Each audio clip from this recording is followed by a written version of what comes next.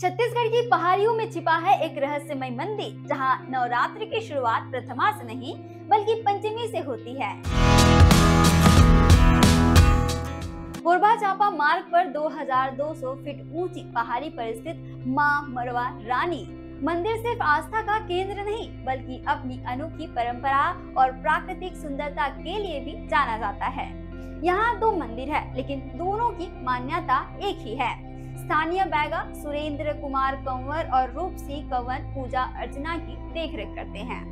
लोक कथाओं के अनुसार मां मरवा रानी शादी के मंडप से पहाड़ी पर आई और उनके शरीर से गिरा हल्दी का रंग रास्ते भर मंदिर का निर्माण करता गया।